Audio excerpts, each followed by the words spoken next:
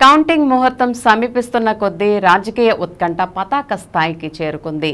దేశవ్యాప్తంగా లోక్సభ సార్వత్రిక ఎన్నికల ఫలితాలతో పాటు ఆంధ్రప్రదేశ్ అసెంబ్లీ ఎన్నికల ఫలితాల కోసం ప్రజలు ఎదురుచూస్తున్నారు. ముఖ్యంగా ఏలూరు జిల్లాకు సంబంధించి కసిగా సాగిన పోలింగ్ 2019 ఎన్నికల నాటి కంటే 2024లో అనూహ్యంగా పోలింగ్ శాతం పెరిగింది.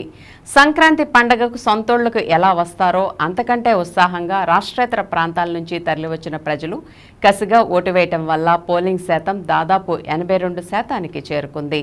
పెరిగిన ఓట్ల శాతం వల్ల ఎవరికి వారే ధీమా వ్యక్తం చేస్తున్నారు. తమదే విజయం అంటూ అధికార పార్టీతో పాటు కూటమి పార్టీల నాయకులు కూడా ధీమాగా ఉన్నారు. ఎక్కడ చూసినా ఏ నోట విన్నా ఎవరు గెలుస్తారు, ఏ పార్టీ అధికారంలోకి వస్తుంది అనే చర్చ జరుగుతోంది. మరో 36 గంటల్లో ఈవీఎంలు తెరుచుకోనున్నాయి.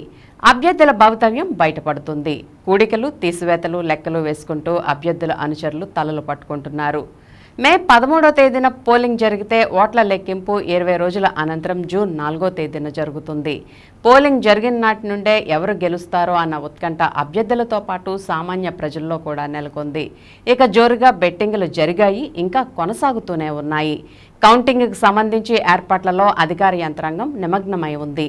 కౌంటింగ్ కేంద్రాలకు పోటీలో ఉన్న అధికార పార్టీ వైసీపీ, ప్రతిపక్ష పార్టీలైన టీడీపీ, బీజేపీ, జనసేన పార్టీలకు చెందిన అభ్యర్థులకు సంబంధించి ఏజెంట్లుగా గత ఎన్నికల్లో అనుభవం ఉన్నవారిని నియమించేందుకు సిద్ధమయ్యారు.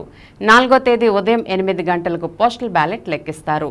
సుమారు 2 గంటలకు పైగా పోస్టల్ బ్యాలెట్ లెక్కింపు కొనసాగే అవకాశాలు ఉన్నాయి. పోస్టల్ బ్యాలెట్ లెక్కింపు పూర్తయిన తర్వాత ఈవీఎంలు తెరుస్తారు. ఆ రోజు ఫలితాల కోసం ప్రజలు టీవీలకు అతుక్కుపోతారు. ఎన్నడూ లేని విధంగా ఉదయం 6 గంటల నుంచి పోలింగ్ కేంద్రాల వద్ద క్యూ కట్టిన ప్రజలు రాత్రైన తర్వాత కూడా పోలింగ్లో పాల్గొన్నారంటే ప్రజలు వారి ఓటు హక్కును ఎంతలా వినియోగించుకున్నారో అర్థమవుతుంది. ఓట్ల లెక్కింపు సమయం ఎప్పుడు వస్తుందా అంటూ అభ్యర్థులతో పాటు సామాన్య ప్రజలు కూడా ఆతృతగా ఎదురుచూస్తున్నారు.